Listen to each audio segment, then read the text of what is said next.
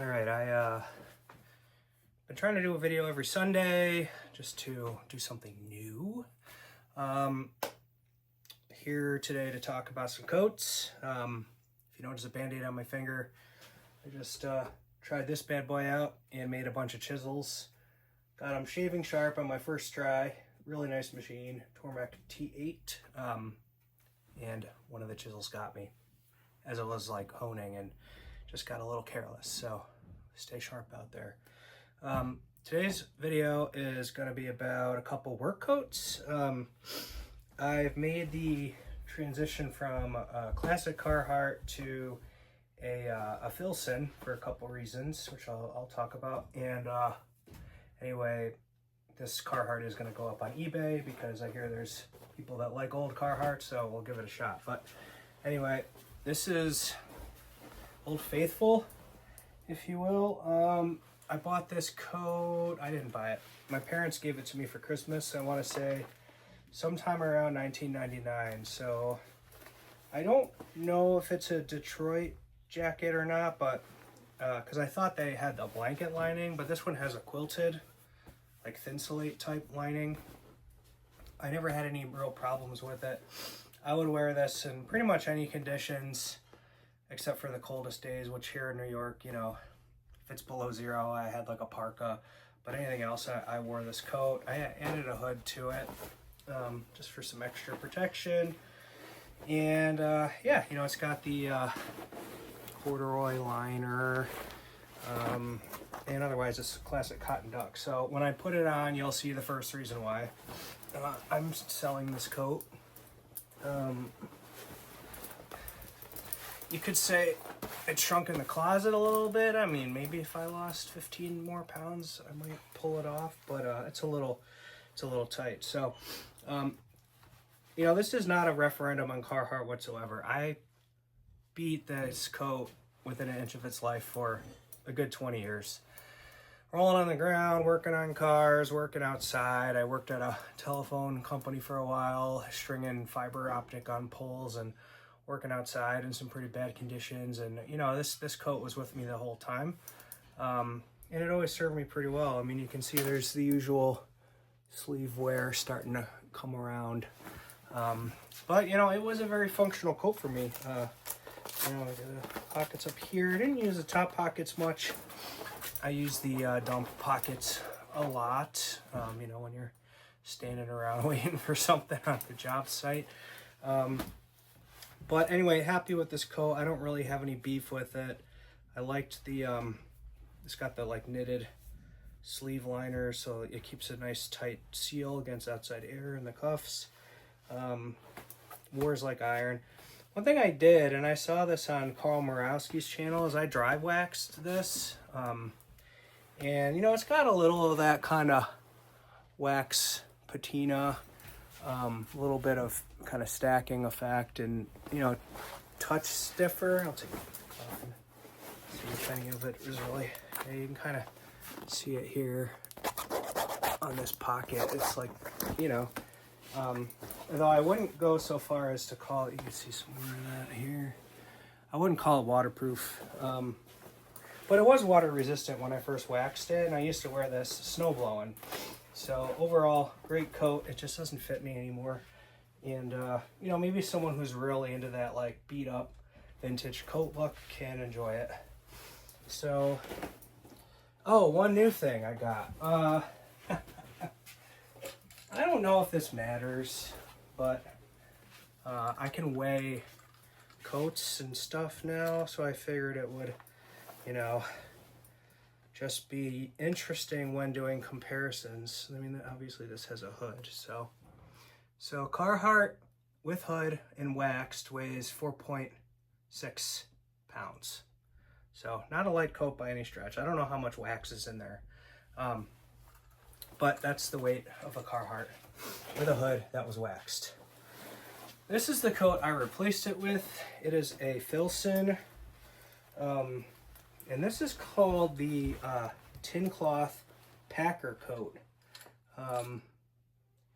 And let me reset the scale. Let's hook it up. This coat's a beast. 7.2 pounds. I don't know if you can see that. So there's a lot going on with this coat. First off, and I'm not going to take it all apart. It's got a full wool liner. I don't know. This is not Mackinac wool. It's thinner than that, but it is pretty heavy duty. I wouldn't call this like an Arctic coat by any stretch, but I've worn it snow blowing and cleaning up the yard in all conditions. And I've not had a performance issue, although usually I'm pretty active when I'm wearing it and even venting. So what do I like about this coat? Number one, it fits better, you know, my middle-age body. It's a little bit bigger. Just had to come to terms with the fact that I'm not 20 anymore. So this coat is, I just love it. The liner fits in flawlessly. It zips in on both sides. It's got a little, it's hard to see, but you can cinch it up so you get a little tighter around the waist if you want. It doesn't have gussets in the shoulders, but there's so much fabric here. I don't have an issue with it. It's got a little gusset in the back for, you know, for the movement, which is really nice. Getting in and out of cars, whatever, it's just got a little bit there. I love that this has got big beefy zipper and buttons. So again, if I'm having bad weather, and you can pull the bottom of the zipper up for ventilation, gotta go to the bathroom, whatever, it's great. And then you can button the storm flap down on top, which I think is a really nice feature. Pockets, it's got your hand warmer kind of dump pockets. Also these nice flat pockets over it. And it is a cape coat, so it's double, everything's double, like shoulders up all the way down to the bottoms of the sleeves. And that's the main event. This is Filson's oil finish tin cloth.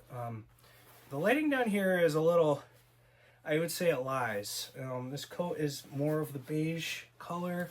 It does look a little green, but this is more of a beigey kind of color. Though I don't know, I didn't buy it for the color. It's just drab. It's work coat color. Doesn't have the quilted cuffs in the coat, but the liner does. And then you can also tighten the cuffs up here, and you know, again, it does have additional pockets as part of the storm flap. The pattern is very similar to a lot of the Mackinacs and you know, Packer coats and so forth. I'm gonna do a video on those one of these days. So again, really happy with it. And the best part about this coat is I bought it used on eBay, and I got it for cheap. It was like $300. Keep an eye out. I mean, there's still deals out there. When I got it, it was almost new. I've worn it up quite a bit and started to put my mark on it. And it is getting, you know, my own patina, if you will. And, you know, overall, really, really happy with this coat. It's going to last me, this could be it. I don't know. It's hard to, crazy to think about that. So yeah, one last thing. It does have a wool collar. So if you really are not into the scratchy kind of wool thing, this doesn't bother me at all. But you know, this is Mackinac wool here, a little scratchier than, you know, either the corduroy or the moleskin liner they put on other stuff. Also, it's got a storm flap around the neck, which I've used, and you can attach a hood to this. I don't have a hood for this coat because I primarily use it in the colder weather. And then I'm usually wearing a hat anyway, and usually it's snowing, not raining. I do have a Filson cruiser that I'll wear in the warmer months when I'm doing stuff. And that one is a little thinner and all that. So anyway, really love this coat. I like it so much I bought another one because I got tired of moving this coat back and forth to camp. So I have one that's up at camp. That's my camp coat for doing chores and stuff outside, and I just kind of swap back and forth depending on where I'm at. And also I couldn't say no because I found another one super cheap. Last thing about this is the tag. If you're like, what is it? So the liner, I don't know. Most of the tags are out. Here's one in the liner. So liner is style 10038, 100% wool, virgin wool, made in USA. Professionally dry clean only. Main jacket is style 10002. And this coat also, you know, based on the tags, this is, you know, before they started offshoring everything. So this was an all-American coat as well, if that matters to you. But I can't say enough good stuff about this, particularly at the price point that I got on eBay. So that's today's video, a little short. I'm trying to figure out a good length to talk about this stuff. I'm not going to do stitch by stitch unless people start asking about it, which, given my viewership up to 35 views on my last video, I don't know. I mean, I keep experimenting here. And if you notice, I got a tripod, so I'm really doing some upgrades here. So anyway, yeah, hope you have a wonderful day. Drop a comment, hit subscribe, all that stuff that you're supposed to say. But really, I'm just doing this to share. I'm not trying to make a buck with any of this. I'm just trying to take what I'm learning, put it out there. I could do all kinds of other videos too.